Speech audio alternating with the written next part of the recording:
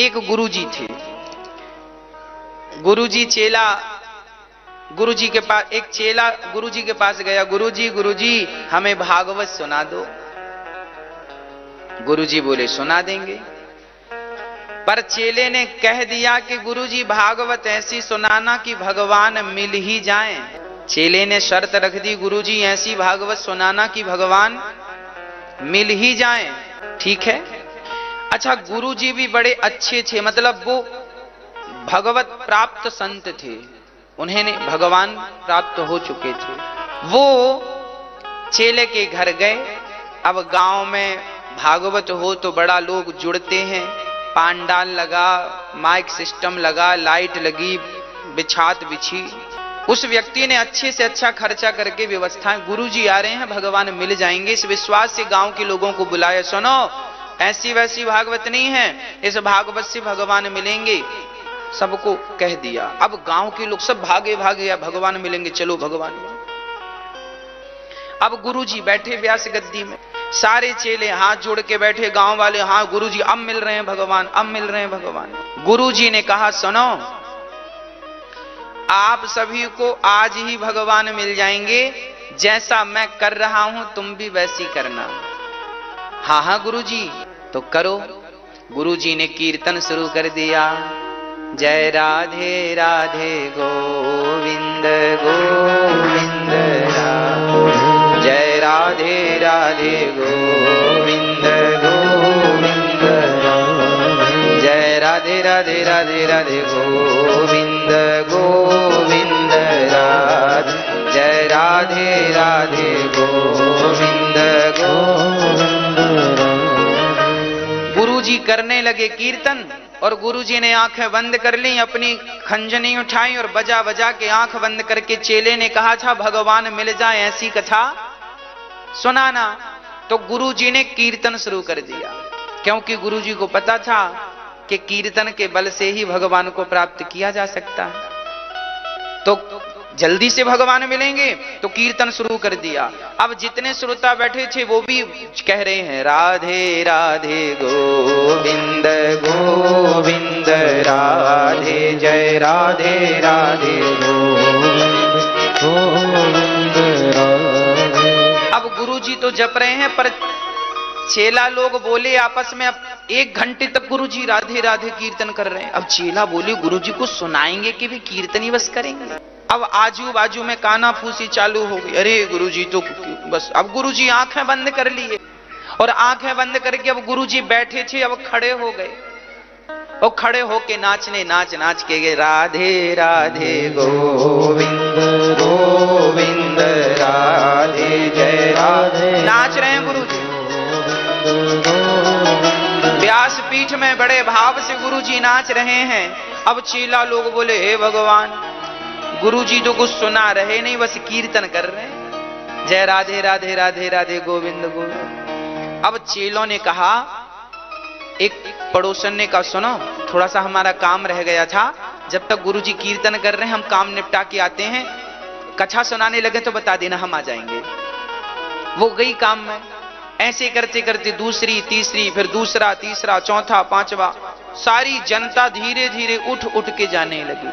उनको लगा ये कीर्तन चल रहा है, हम तो ये रोज कर लेते हैं, ये थोड़ी करने आए हैं, कथा सुनने आए हैं। धीरे धीरे करते करते सारे भाग गए, केवल यजमान जी बैठे आगे। अब गुरुजी नाच रहे हैं, जय राधे राधे गोविंद गोविंद राधे, जय राधे राधे गोविंद गोविंद। यजमान जी आगे बैठे हैं। अब वो तो इसलिए बैठे हैं, हमारे गुरुजी हैं और गुरुजी भगवान से मिलाएंगे। अब गुरुजी तो नाचते ही जा रहे हैं। 6 बज गए, 3.5 घंटे की कथा, फिर भी गुरु का कीर्तन बंद नहीं हुआ। कीर्तन पर कीर्तन दिए, बंद ही नहीं हुआ। अब चेले को लगा हमारा भी थोड़ा खाने पीने का टाइम हो गया, दिन भर से कुछ खाया नहीं, शाम को ही खाते थे, और उसमें भी अब 6:30 बज रहे हैं। चेला भी ये सोचा अब गुरुजी कथा सुनाएंगे, तब तक हम आ जाएंगे।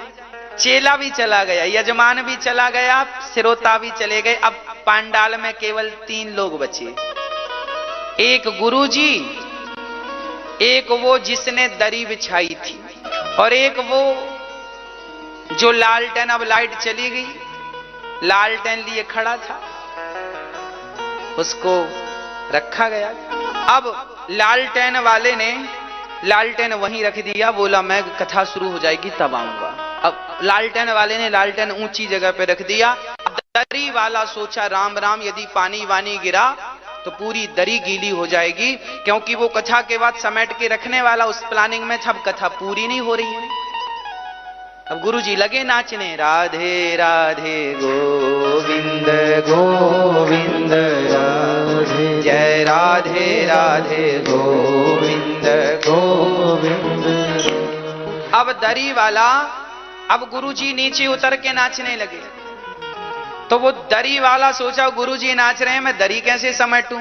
तो गुरुजी नाचते नाचते उस तरफ जामे तो इस तरफ की दरी जल्दी से उसने समेट ली। फिर नाचते नाचते गुरुजी इस तरफ आमे तो उस तरफ की उसने दरी समेट ली। जब उसकी सारी दरी बिछात समेट गई तो वो भी चला गया। अब पांडाल में केवल गुरुजी बचे, और गुरुजी फिर भी आंख नहीं खोली, गुरुजी आंख नहीं बंद, बस आंखें बंद हैं और जय राधे राधे गोविंद गोविंद राधे, जय राधे राधे गोविंद गोविंद। गुरुजी की आंखों से बस आंसू निकल रहे थे कि हे भगवान, चेले ने कहा है कि ऐसी कथा सुनाना भगवान मिल जाए, यदि आप नहीं आए तो आपके गुरुजी की लाज चली जाएगी। हे नाथ, यदि आज आप प्रकट नहीं भये तो भागवत जी की लाज चली जाएगी। इसलिए गुरुजी बस भाव से मन मन में प्रार्थना करें और बस यही कहें, प्रभु आ जाओ, और बस कीर्तन करते जाएं, आंखों से अश्रु निकलते जाएं, और भाव में डूबकर गुरुजी ने जो कीर्तन किया भक्तों, सचमुच वहां अंधकार था पर परमात्मा स्वयं राधा कृष्ण स्वयं वहां प्रकट हो गए उस कथा में। बोलिए राधा कृष्ण भगवान की। भगवान आ गए और भगवान देखे कि गुरुजी नाच रहे हैं, गुरुजी नाच रहे हैं, जय राधे राधे गोविंद गोविंद राधे, राधे राधे गोविंद गोविंद राधे, जय राधे राधे गोविंद गोविंद राधे। जब भगवान को लगा कि मेरा भक्त नाच रहा है तो राधा कृष्ण दोनों श्याम सुंदर हाथ पकड़ के वो भी नाचने लगे गुरुजी के संग। जय राधे राधे गोविंद गोविंद राधे, जय राधे राधे गोविंद गोविंद राधे, जय राधे राधे गोविंद गोविंद राधे।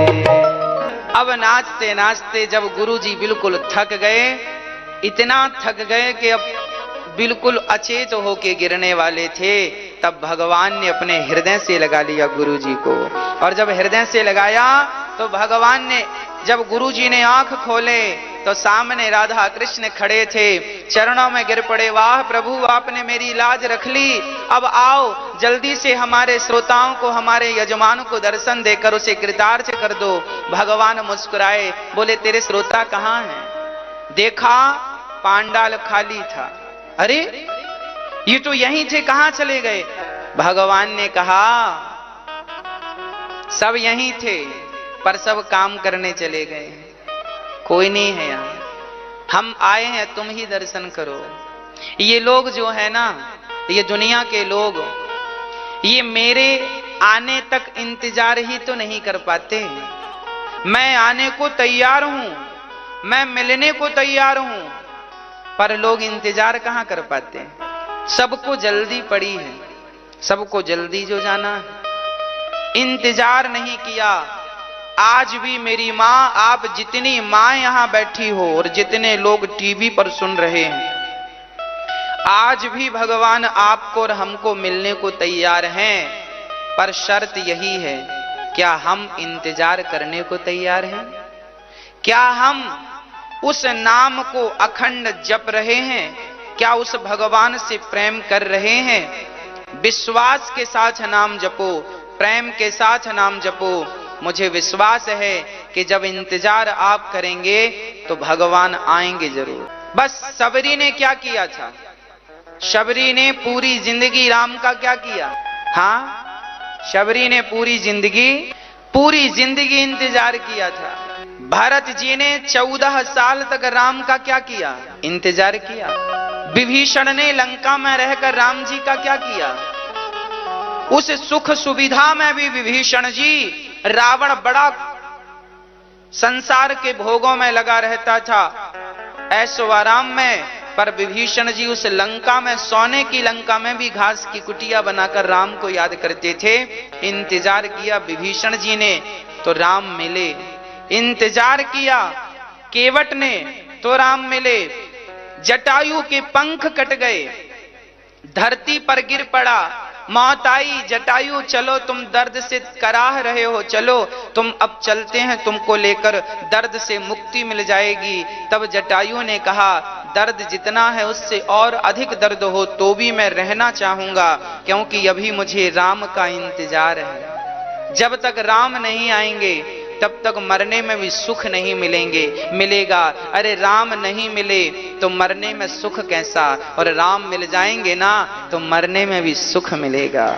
वो मौत भी हमें अच्छा लगेगा उस मौत को गले लगाने में, जब मौत के पहले राम मिल जाएंगे। इंतजार किया जिन्होंने, उन्होंने भगवान को पाया है।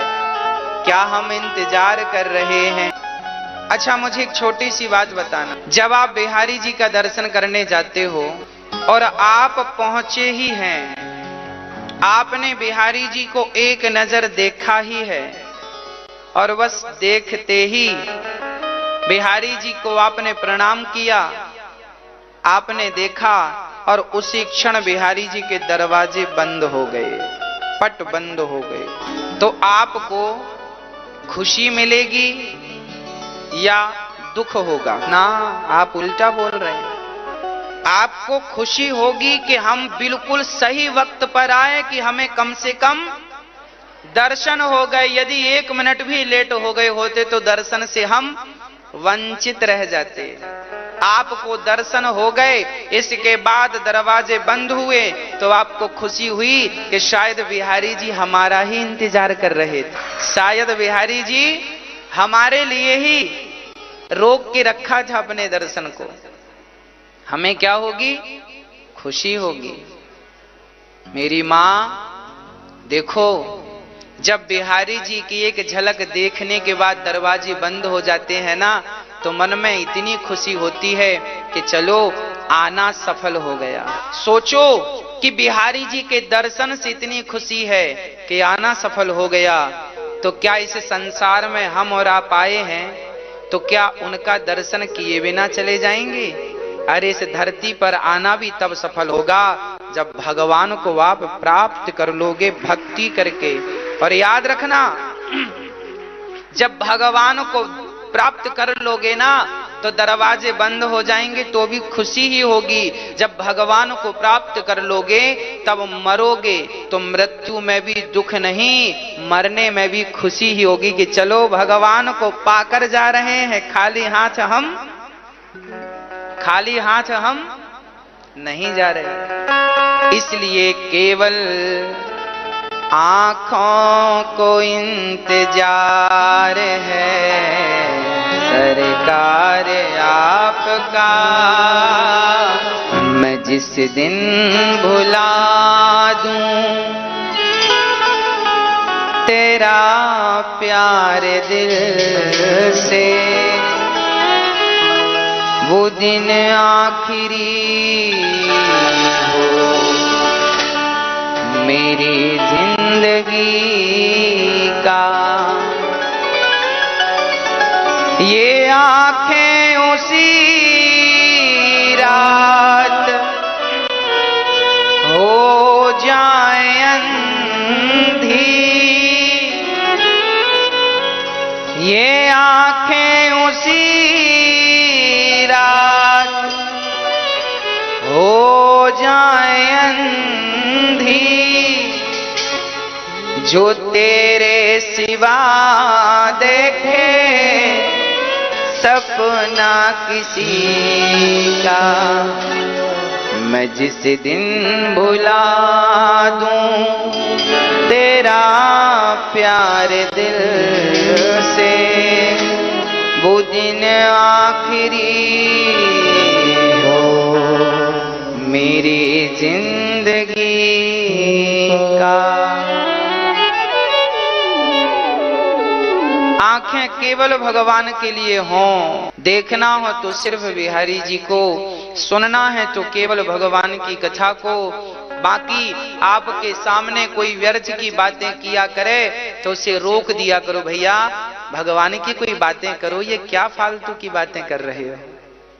कोई किसी की बुराई करे, निंदा करे तो आप उसे टोक दो ना भैया।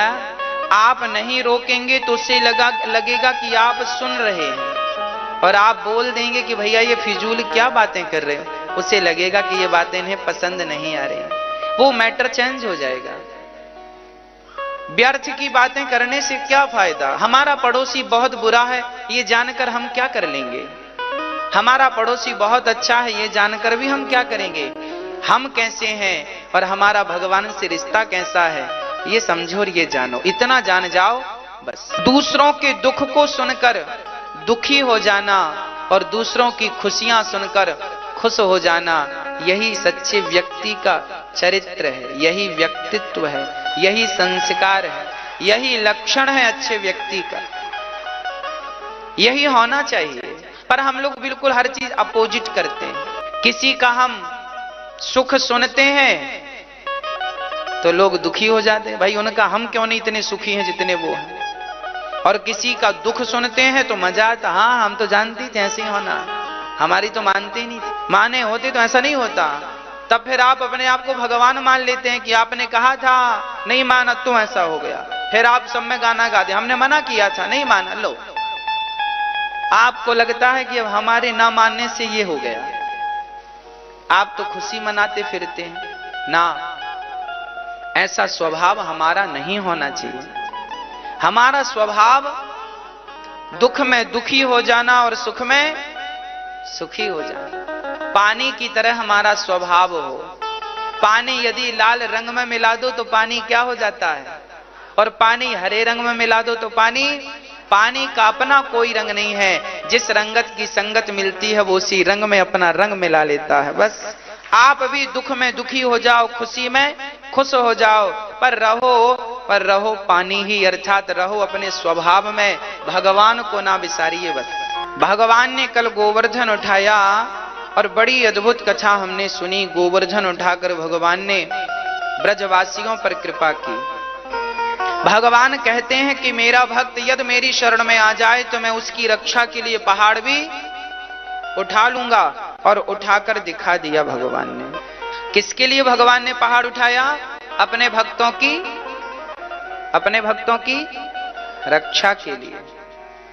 आज भगवान ने एक दिव्य लीला की अपने भक्तों की खुशी के लिए।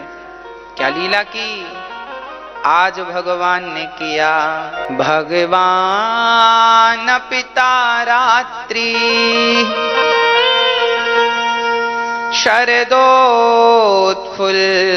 शरदोत्फुल्लमल्लिका वीक्षरन्तुं मनश्चक्रे योगमायामुपाश्रितः। आज भगवान यमुना के पुलिन तट पर अपनी अधरों पर बांसुरी रखकर बजा रहे हैं और गोपियों को याद कर रहे हैं, पुकार रहे हैं, आ जाओ आ जाओ, हमारे पास आ जाओ। भगवान समस्त गोपियों को अपनी ओर इशारा करके बुला रहे हैं, आओ हमारी ओर आओ। क्यों बुला रहे हैं भगवान? आज भगवान को गोपियों की याद आ रही है। याद क्यों आ रही है? क्योंकि सदा से गोपियां भगवान को याद करती आई हैं। जब हम भगवान को निरंतर याद करते हैं मेरी माँ, तो वो दिन भी आता है जब भगवान हमें याद करते हैं। नरक चला गया और दूसरे ने विश्वास से उसी मंत्र का जाप किया तो भगवत प्राप्ति हो गई। 4 दाने वही थे, पर एक बेटे ने फेंक दिया और दूसरे ने उसका उपयोग कर लिया। आपके पिताजी ने बंटवारे में जितना दिया है कम नहीं है, बहुत दिया है। आप उसका उपयोग किस प्रकार कर रहे हैं, आप किस प्रकार उसमें अपने आप को, उसी से अपने आप को सफल बना रहे हैं, ये आपके संस्कारों पर निर्भर करेगा ना। कई बार तो पिताजी 50 लाख देते हैं पर बच्चे गवा देते हैं। इसलिए मैं हर माँ बाप से ये निवेदन करूंगा कि बेटों को प्रॉपर्टी देने के पहले बेटों को संस्कार देना सीखिए, संस्कार दीजिए, ताकि आपके बच्चे भी 4 दाने से 1000 दाने करने की क्षमता रखें, 4 दाने से कुंटलों इकट्ठा करने की ताकत रखें। ना संस्कारों को भूलें, ना संस्कृति को भूलें, और इस संस्कारों से जुड़कर, संस्कृति से जुड़कर, भगवान से, धर्म से जुड़कर फिर वो धन का अर्जन करें, धन कमाएं और खूब यश कमाएं, नाम कमाएं, इज्जत कमाएं।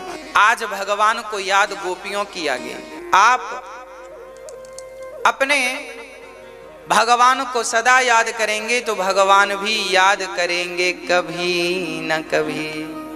आज भगवान ने बांसुरी बजाई, गोपियों का आवाहन किया। गोपियां अपने अपने घर में थीं, काम कर रही थीं, पर भगवान ने गोपियों को बुलाया, नाम ले लेकर बुलाया। राधा, ललिता, विशाखा, चित्रा, इंदुलेखा, चंपकलता, रंग देवी, तुंग विद्या, सुदेवी, आओ।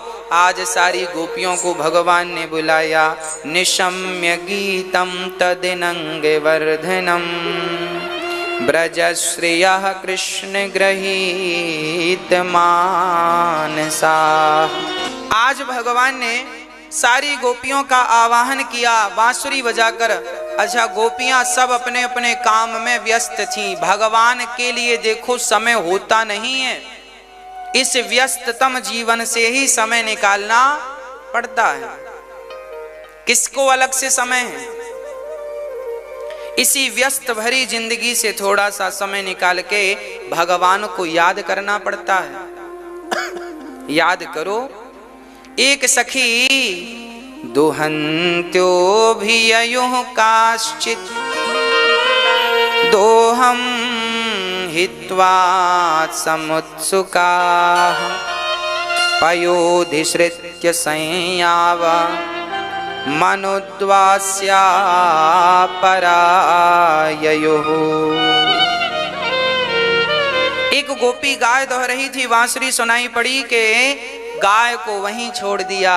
कानों में बंसी का सुर गया, गाय वहीं, बर्तन वहीं, दूध वहीं छोड़कर चल पड़ी श्याम सुंदर से मिलने के लिए। मिलने की उत्कंठा इतनी प्रबल थी सखी की कि वो काम को छोड़कर चली आई, काम का परित्याग कर दिया। जीवन में तभी भगवान मिलते हैं जब हम काम को छोड़ते हैं।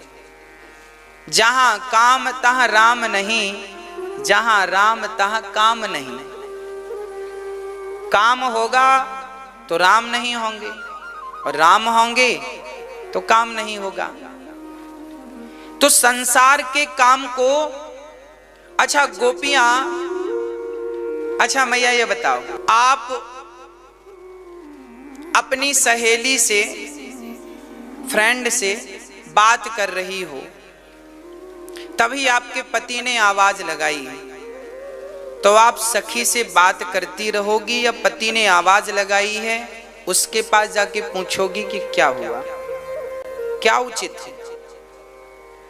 पति के पास जाना। चलिए एक और चीज हम आपको समझाना चाहेंगे आज। अब हम जो आपको एक बात बताने जा रहे हैं उसकी कीमत कम से कम 500 करोड़ है।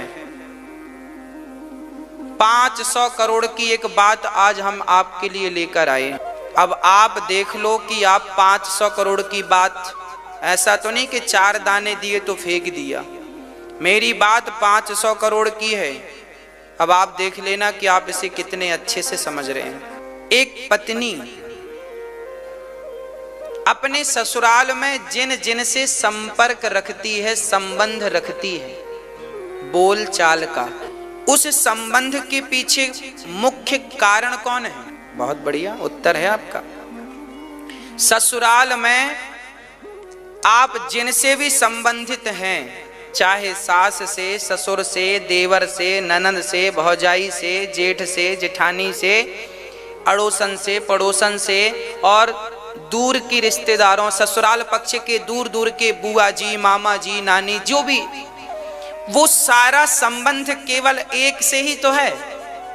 अरे पति से संबंध है इसलिए इन लोगों से भी संबंध है। अच्छा, पति से संबंध ना हो, पति से ही संबंध ना हो, तो फिर सास और ससुर और जेठानी और देवरानी से कौन संबंध रखता है?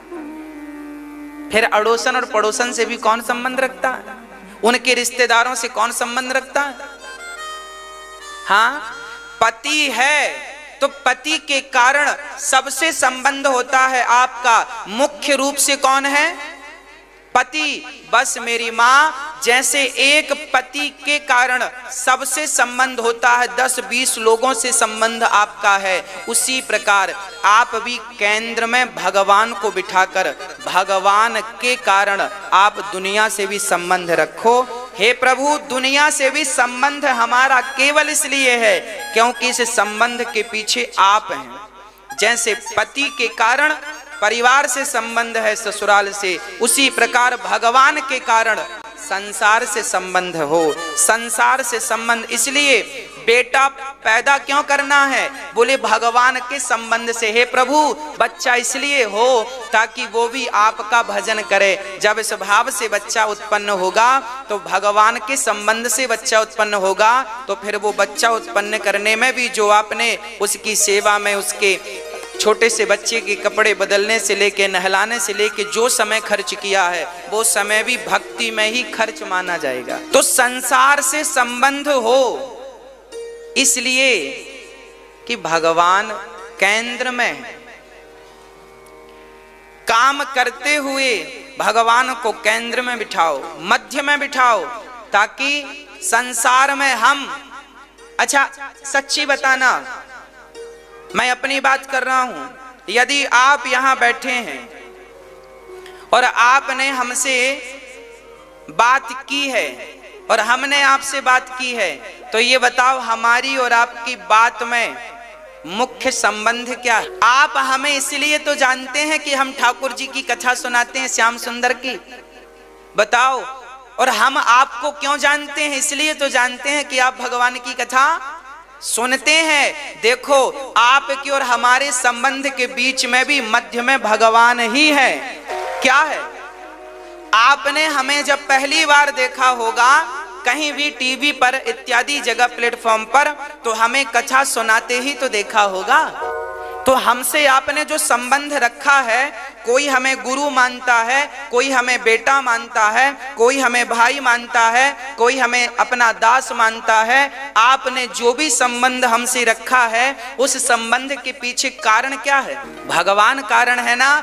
बस मेरी माँ, जैसे आपने मुझसे संबंध रखा है केवल भगवान के कारण, उसी प्रकार दुनिया में संबंध उन्हीं से रखिएगा जिनका कारण भगवान है। भगवान के कारण, जैसे ससुराल में पत्नी संबंध उन्हीं से रखती है पति के कारण। पति का दोस्त है तो पत्नी उसे भी पानी पिलाएगी और भोजन को पूछेगी, क्योंकि वो आपके पति का फ्रेंड है। उससे भी संबंध यदि है चाय पानी का, तो वो भी केवल पति के कारण। हाँ या ना? उसी प्रकार इस दुनिया में, इस संसार में जिनसे संबंध रखिएगा तो केंद्र में बिहारी जी को रख के करिएगा। उनके कारण दुनिया से संबंध बने, तब तो फिर आपके हर संबंध पवित्र हो जाएंगे, आपकी हर क्रिया भक्ति बन जाएगी। क्या मूल्य होगा इस बात का? इस ज्ञान का आप क्या मूल्य लगाएंगे? जो बात हमने आपको, अच्छा समझ में आई कि नहीं? भेजे में चली गई तब फिर मूल्य की बात करेंगे हम। बात समझ में आई? क्या समझ में आया बताओ? बोलो। संसार के लोगों से संबंध इसलिए हो क्योंकि केंद्र में कौन है? भगवान के कारण संबंध हो।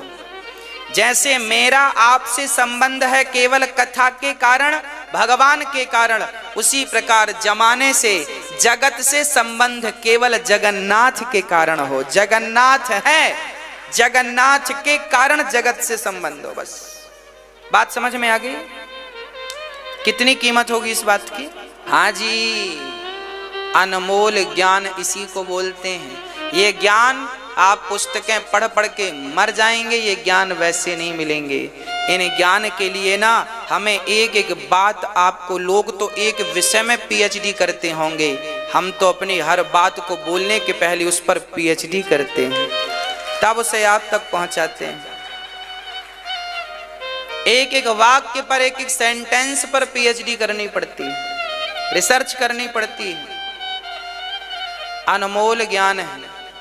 इसलिए ये दास अनिरुद्ध आपको वही ज्ञान देगा जो आपके और हमारे हित में। इन बातों को, बहुत छोटी छोटी बातें होती हैं हमारी, इन बातों को आप बहुत ध्यान से चिंतन किया करो।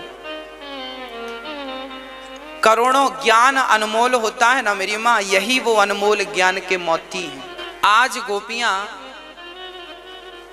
गोपियां गाय का दूध छोड़कर भाग रही हैं भगवान के लिए। क्यों? क्योंकि गाय से संबंध भी इसलिए था क्योंकि भगवान थे, भगवान गाय चराते थे, तो गोपियों ने भगवान के साथ गायों से भी संबंध रखा।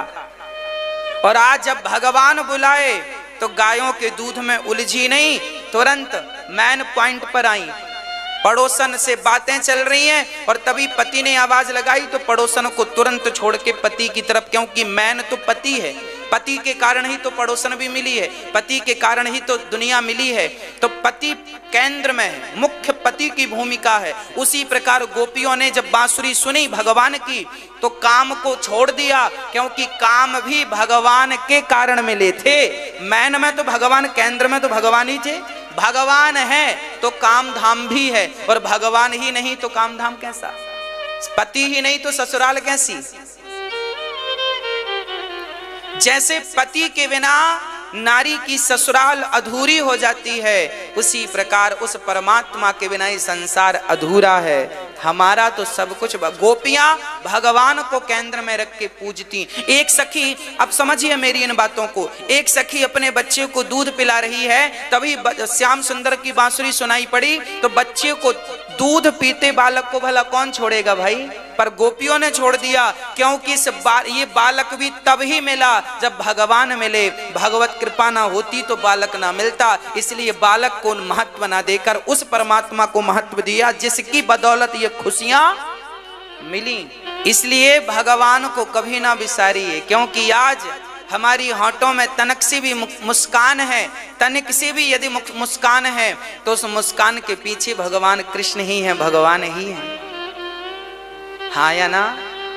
अरे भगवान ने आपके सिर पे हाथ रखा, आपका काम किया, आपके जीवन में ये जो खुशियां हैं ये उनके कारण। इसलिए इस मुस्कान का भी धन्यवाद दो। वो गोपियां काम धाम सब छोड़कर उस परमात्मा से मिलने के लिए आ गई, परमात्मा से मिलने के लिए पहुंच गई। एक सखी आंखों में काजल लगा रही थी। काजल क्यों लगाया जाता है? ताकि आंखें सुंदर हों और सुंदर दिखें। श्रृंगार क्यों किया जाता है? अपनी सुंदरता को और निखारने के लिए क्यों किया जाता है? गोपियां श्रृंगार कर रही थी, आंखों में काजल लगा रही थी, तभी बांसुरी सुनाई पड़ी, भगवान बुला रहे हैं। तो आंखों का काजल छोड़ दिया और भगवान के लिए दौड़ पड़ी, क्योंकि श्रृंगार भी भगवान के लिए ही था गोपियों का। इसलिए भगवान ने बुलाया, श्रृंगार को छोड़ दिया। जिनका श्रृंगार भगवान के लिए था, जिनका बच्चा भगवान के लिए था, जिनका समर्पण भगवान के लिए था, उन गोपियों को हम ये ना समझें कि वो सामान्य गोपियां थीं। यह वेद की ऋचाएं हैं और हम सभी को शिक्षा प्रदान करने के लिए वो गोपियों के अवतार में आई हैं, ताकि बता सकें कि देखो भगवान से प्रेम करोगे तो इन चीजों को छोड़ना पड़ेगा।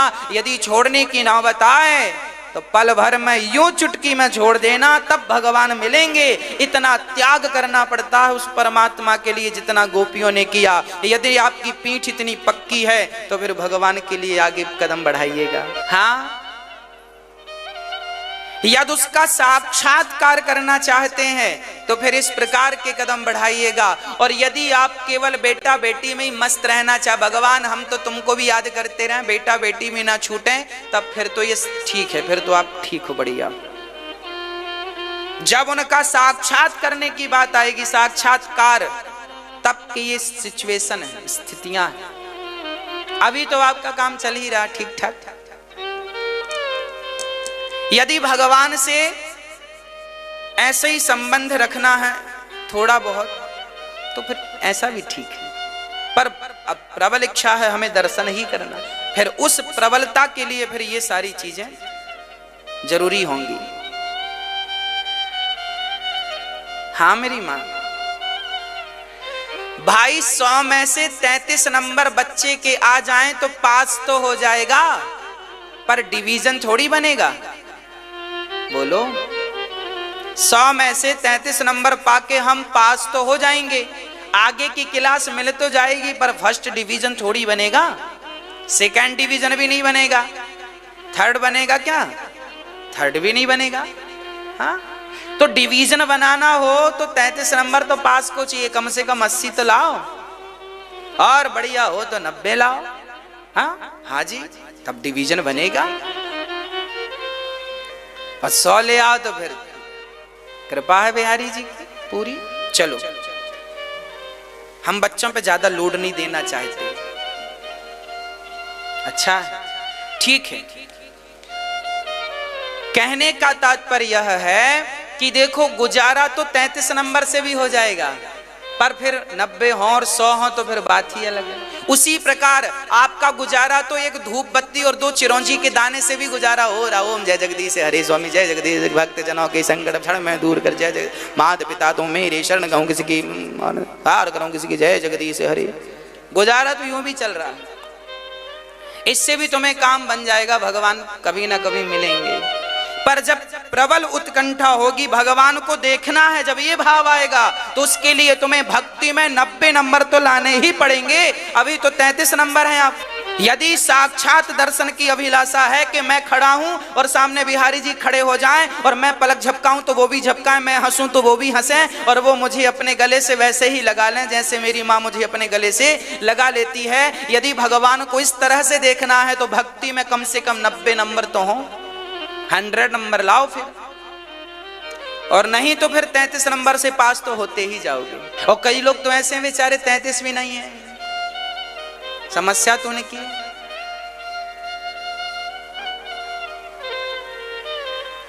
एक सज्जन बोले, गुरुजी हम 5 बार से मनुष्य ही बन रहे हैं। हमने कहा फेल हो, 10वीं में 5 बार फेल हो गए, फिर 10वीं पढ़ो, फिर 10वीं पढ़ो। अब तुमने 33 नंबर से भी कम लाए तो अगले जन्म में भी मनुष्य ही बनोगे, और गलत अंक हो गए तो फिर नंबर भी कटने लगते हैं। जैसे आपने आगे जब बढ़ोगे ना तो आपके 100 नंबर का एग्जाम देना होगा, पेपर 100 नंबर का है, और आपने एक भी टिक गलत कर दी तो नंबर कट जाता है, हाँ या ना? आपने 50 क्वेश्चन सही किए और एक गलत कर दिया तो 49 नंबर हो जाएंगे आपके, एक नंबर कट जाएगा ना। होता है कि नहीं ऐसा? होता है जी। हाँ, जब आप मनुष्य का तन पा करके पाप करने लगते हैं, शराब पीने लगते हैं, मांस खाने लगते हैं, झूठ बोलने लगते हैं, तो फिर आपके जो पुण्य के नंबर आपको मिले थे वो भी कट करके फिर 84 का चक्कर मिल जाता है, कुत्ता बिल्ली योनि की निम्न योनियां मिल जाती हैं। और 33 की 33 में से 2-4 नंबर कम आते गए तो अगले जन्म में भी मनुष्य ही बनोगे। इसलिए ताकि अब सुधर जाओ, अब कल्याण, अब मन भगवान में लगा लो, अब और यदि फिर आपने कहीं गलती कर दी 84 का चक्कर। इसलिए ज्यादा पुण्य करने से क्या होगा, जैसे एक मृत्यु लोक है मेरी माँ, ऐसे ही भगवान का गौलोक धाम है जो भगवान के अच्छे बच्चे होते हैं। जैसे जो बच्चे टॉप में आते हैं ना, तो सरकार स्वयं उनका भार उठाकर उनको पढ़ाती लिखाती है। मेरिट लिस्ट में जो बच्चे आते हैं 100 में से 100 नंबर लाते हैं, 10वीं क्लास में 12वीं क्लास में जो बच्चे 100 में से 100 नंबर लेके आए या 95 भी लाए, ऐसे बच्चों की देखभाल अब किसकी जिम्मेदार होती है? सरकार उसका खर्चा उठाती है और सरकार ही उसको रहने की जितना पढ़ेगा सारी फीस माफ की नहीं, सारी सुख सुविधा मिलती है कि नहीं, हाँ या ना, हाँ ना। जो पढ़ेगा सरकार पढ़ाएगी, हाँ। बस उसी प्रकार जब तुम भक्ति में अच्छे नंबर लेके आओगे, भगवान को पाओगे, तो गोलोक धाम मिलेगा, तुम्हारे मन का जो चाहोगे सब मिलेगा वहां। ये संसार छूटकर इससे 1 करोड़ गुना बढ़िया गोलोक धाम है, जहां नित्य भगवान है, जहां नित्य संसार का सुख भी है, जो चाहो सब मिलेगा। अब मेरिट लिस्ट में आए बच्चे तो सरकार परवरिश करे, और सरकार जब करती है तो फिर बच्चे बताते हैं यहाँ तो बढ़िया सुविधा, खाने को भी बढ़िया मिलता है, और पढ़ाई के लिए टीचर भी एक क्वालिटी के उनके लिए होते हैं, हाँ या ना, हाँ जी। बात समझ में आ गई हो तो मैं आगे बढ़ूं मैया जी। गोपियां भगवान के परम भक्त थीं, सारी गोपियां भगवान के करीब आईं, और आज भगवान ने समस्त गोपियों का स्वागत किया। आज भगवान ने जब आई गोपियां तो सबका स्वागत किया, आओ स्वागतम वो महाभागा। पर ये बताओ आने का उद्देश्य क्या है, हेतु क्या है, यहाँ क्यों आई हो? तब गोपियों ने कहा आपने बुलाया हम चली आई। भगवान ने कहा देखो जंगल बड़ा खतरनाक है, बड़े बड़े जानवर हैं, तुम्हें खा जाएंगे, जल्दी से भागो। गोपियों ने कहा अच्छा तो आपने हमें बुलाया क्यों? भगवान ने कहा हम तो बांसुरी बजा रहे थे, तुम्हें लगा कि हम बुला रहे हैं, हम तो बजा रहे थे, तुम्हें गलतफहमी हो गई, जाओ अपने घर। अच्छा आपको कोई घर बुलाए भैया जी कल ठीक 10 बजे हमारे घर आना, और जब आप ठीक 10 बजे उनके घर जाएं तो वो कहे क्यों आए हो, किसने बुलाया है, आपको अच्छा लगेगा कि बुरा लगेगा? गोपियों से भी भगवान ने पहले बुलाया, फिर बोल रहे हैं क्यों आए हो, आने का हेतु क्या है? तब गोपियां बोली देखो श्याम सुंदर अब आ गई हैं संसार छोड़कर आपके लिए, अब आपको छोड़कर तो संसार में नहीं जा सकती ना भाई। पत्नी सब छोड़ सकती है, पति कहे कि अपने मायके मत जाना तो वो अपने पति की खुशी के लिए मायके का त्याग कर सकती है। पति कहे कि तुम अपनी माँ से बात मत करना तो वो अपने पति की, सती सावित्रियों की बात कर रहे हैं, नहीं आज की उनसे कहो बात मत करो, तुम्हारे बाप का थोड़ी बात करती है, बैलेंस भरवा के हमारी माँ डलवाती है वहां से उसकी बात करती है। एक सच्ची पतिव्रता नारी जैसे अपने पति के लिए अपनी माँ को, अपने पिता को, अपने ससुराल को, अपने भौजाई को, अपने भाई को छोड़ सकती है केवल पति के लिए, उसी प्रकार गोपियां कहती हैं कन्हैया आप हमारे वो पति हैं जिन पति के लिए हम संसार को छोड़कर आ गई हैं, अब आपको छोड़कर नहीं जा सकती, आप ही हमारे रियल में पति हो। अच्छा मैया आप लोगों के कितने पति हैं, कितने पति हैं बताओ मैया, आपके कितने पति हैं? आप कहेंगे महाराज जी ये भी कोई प्रश्न हुआ? हाँ जी यही सबसे बड़ा प्रश्न है। आपके एक पति हैं, 2 हैं, 3 हैं, 4 हैं, 5 हैं, कितने? जिनका एक पति है वो हाथ उठाएं। एक पति, पतिव्रता नारियां। अरे एक पति नहीं आपके, तो फिर 2 वाले 2 पति किन किन के? अरे 2 वाले भी केवल 4 ही हाथ उठे, तो 3 में ऑप्शन दूं क्या? 4 का ऑप्शन चाहती हो? आपको तो कंफर्म होगा कितने पति हैं? एक है तो हाथ उठाओ कि हमारे एक ही पति हैं। सब लोग यही जानते हैं कि हम सबके एक ही पति हैं, जबकि हमारा यह पति जिसने हमें मांग भरी, गले पर मंगल सूत्र पहनाया, ये हमारे तन के पति हैं। ये कौन है? हमारे तन के पति हैं। ये हमारे तन की चाहत रखने वाले पति हैं, इन्हें तन चाहिए, जबकि हमारे मन के पति और हैं जो आप लोग ही कहा करते हो तुम हो एक अगोचर सबके प्राणपति, स्वामी सबके प्राणपति। किस विधि मिला हूँ दया मैं तुमको, मैं कुमति। ओम जय जगदीश हरे। तुम हो एक अगोचर सबके प्राणपति, स्वामी सबके प्राणपति। किस विधि मिला हूँ दया मैं, किस विधि मिलूं श्री श्याम जी तुमको, मैं कुमति। ओम जय जगदीश हरे। संसार का पति हमारी तस्वीर मात्र है। संसार का पति तन का पति है। सबके पति, सबके प्राणपति तो भगवान नारायण ही है। वही हमारे पति हैं, रियल पति वही हैं। गोपियां बोलती हैं आज हम तस्वीर छोड़कर साक्षात से मिलने आई हैं। अब भला साक्षात को छोड़कर क्या तस्वीर के पास जाएं? हाँ, अच्छा, आपके मोबाइल में आपके पति की फोटो है और पति सामने बैठा है, तो आप फोटो ज्यादा देखेंगे कि पति को? किसको देखना बढ़िया है? पर आजकल लोग मोबाइल ही ज्यादा देखते हैं। पति से भी बात बाजू में है पर वो व्हाट्सएप से हो रही है। अरे तस्वीर भी तब तक अच्छी लगती है जब तक वो साक्षात सामने ना हो। किसी माँ का बेटा दूर हो परदेश में तो माँ उसकी फोटो से काम चला लेती है। माँ अपने बेटे की फोटो देखकर ही देख लेती है मेरा बेटा सुखी है, स्वस्थ है, बढ़िया।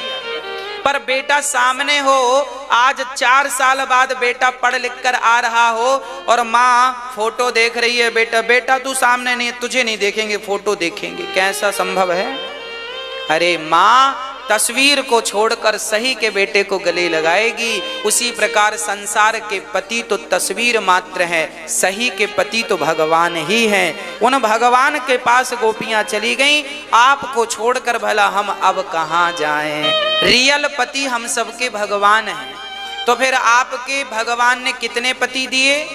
एक तो तन का पति है, एक मन का पति है। एक तन की चाहत रखता है, एक मन की चाहत रखता है। आप ही डिसाइड करो किसे ज्यादा नजदीक लाना है, किसे अपना दिल देना है। दिल, संसार वाले पति को दिल ना देना, इसको तो दिमाग में ही रखना।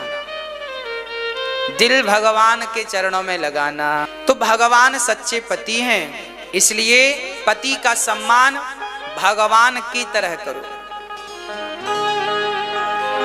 पति की सेवा भगवान की तरह। इसलिए जो आपका पति है ना, जिसने मंगलसूत्र पहनाया, गले में मांग भरी, माथे मांग भरी और गले पे मंगलसूत्र पहनाया, आप इस पति में ही अपने रियल पति का, भगवान रूपी पति का दर्शन किया करो। पत्थर की मूर्तियों में आप भगवान का दर्शन करती हो कि नहीं? हाँ या ना? हर साल हम लोग दुर्गा जी रखते हैं तो दुर्गा मैया मिट्टी की बनती हैं। पर जब मिट्टी की दुर्गा मैया में पंडित जी प्राण प्रतिष्ठा करा देते हैं तो फिर हम लोग ये थोड़ी कहते हैं मिट्टी की दुर्गा मैया, हम तो कहते हैं माता जी हैं। क्या हो गई वो? माता जी के भाव आ गए ना हमारे कि भाई वो माँ है, बस मिट्टी की है, वो बात खत्म हो गई। हाँ या ना? यदि हम पत्थर में भगवान का दर्शन करना जानते हैं, यदि हम मिट्टी में भगवान का दर्शन करना जानते हैं, तो आओ आज से अपने अपने पतियों में अपने भगवान का दर्शन करना सीख लेते हैं। पति पति नहीं है, पति के रूप में भगवान है। इस भाव से पति की सेवा किया करो। जो पतिव्रता नारियां होती हैं वो भगवान मानकर पति की सेवा करती हैं। लोग कहते हैं ना पति भगवान होता है, अरे पति भगवान होता नहीं है। पति को भगवान वैसे ही मानना पड़ता है जैसे मिट्टी की प्रतिमा को भगवान मानकर हम लोग पूजते हैं, उसी प्रकार सामान्य पुरुष को हम भगवान मानकर सेवा करें। जब भगवान मानकर सेवा करेंगे तो उस पति की सेवा का फल भगवान की सेवा ही है। फिर उसके पांव दबाओगी तो पुण्य वही मिलेगा जो भगवान के चरण दबाकर लक्ष्मी जी को मिलता है। फिर उसको भोग लगाओगी अर्थात भोजन कराओगी तो वही फल मिलेगा जो भगवान को भोग लगाकर मिलता। क्यों? क्योंकि आपने उसमें किसका भाव रखा है? मेरी मां, प्रधानता इस भाव की ही तो है। प्रधानता है किसकी?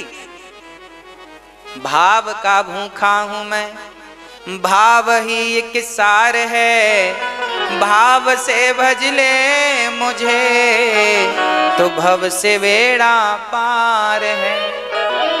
भगवान किसके भूखे हैं? हाँ, भाव के भूखे हैं भगवान, भाव के भूखे हैं भगवान। तो भाव के भगवान हैं। तो आप अपने पति में आज से किसका भाव रखोगी मेरी मां? भगवान का। जैसे हम अपने माता पिता में किसका भाव रखते हैं? ये हमारे माता पिता नहीं है, ये माता पिता तो हमारे कौन है? साक्षात भगवान है। गुरुजी हमारे गुरुजी नहीं है, ये गुरु रूप में हमारे भगवान है, माता रूप में भगवान है, पिता रूप में भगवान है, ऐसे पति रूप में भगवान है वो। इसलिए पति की सेवा भगवान की तरह। पति कभी आपको गाली दे तो आप ये सोचना कि आज पति में नरसिंह भगवान प्रकट हो गए हैं, आज पति ने नरसिंह भगवान का अवतार धारण कर लिया। पति आपको 2-4 थप्पड़ जमा दे तो भी गुस्सा ना हुआ करो, ये समझा करो आज पति में नरसिंह भगवान सवार हैं, बड़े गुस्सा में हैं। और जब पति आपसे बढ़िया बढ़िया बातें किया करें तो फिर आप समझा करो आज मेरे पति में राम जी सवार हो गए, आज तो मेरे पति राम हैं, राम जी की तरह बढ़िया बढ़िया बातें कर रहे हैं। तो कभी आपके पति आपका हाथ पकड़ के झूमने लग जाएं, नाचने लग जाएं, तब भाव बना लेना आपके पति आज हमारे श्याम सुंदर बन गए हैं। आज उनके भीतर किसका दर्शन होना चाहिए? भगवान। आप भगवान कृष्ण में आप 24 अवतार का दर्शन अपने पति में किया करो। पति में 24 अवतार का दर्शन। ज्यादा गुस्सा आए तो नरसिंह भगवान को प्रणाम करो, और ज्यादा बढ़िया बातें हो, मर्यादित बातें हो तो राम जी, और हाथ पकड़ के झूमे और आपको झूला झुलाने बाजार ले जाए, आइसक्रीम खवाएं, ये भगवान श्री कृष्ण हैं। ये कौन है? हमारे कन्हैया हैं, छैल छबीले, छैल छबीले कृष्ण प्रिया तेरी याद सताती है, कू कह कर काली कोयल दिल तड़पाती है। छैल छबीले कृष्ण प्रिया तेरी याद सताती है, कू कह कर काली कोयल दिल तड़पाती है। छीन लिया सब तूने मेरा, छीन लिया सब तूने मेरा, यार कहाँ अब जाऊं, ब्रज की लता पता राधे राधे गाऊं, मैं राधे राधे गाऊं, मैं श्यामा श्यामा गाऊं, मैं राधे राधे गाऊं, मैं श्यामा श्यामा गाऊं। तो आपके पति में कितने अवतार? 24 अवतार। फिर पति ही भगवान हो जाएंगे। आज पूज्य श्री अनिरुद्धाचार्य जी महाराज ने हम सभी लोगों को बहुत ही उत्तम एवं शिक्षाप्रद कथा सुनाई है। आशा करता हूँ कि इस शिक्षाप्रद कथा से हम सभी लोग कुछ न कुछ शिक्षा अवश्य ग्रहण करेंगे और अपने जीवन को सुखी और सात्विक बनाने का प्रयास करेंगे। मित्रों, अगर आपको यह शिक्षाप्रद कथा पसंद आई हो तो वीडियो को लाइक करें और अधिक से अधिक लोगों को शेयर भी करें, जिससे और भी लोग महाराज जी की इस शिक्षाप्रद कथा से शिक्षा लेकर अपने जीवन को सुखी बना सकें।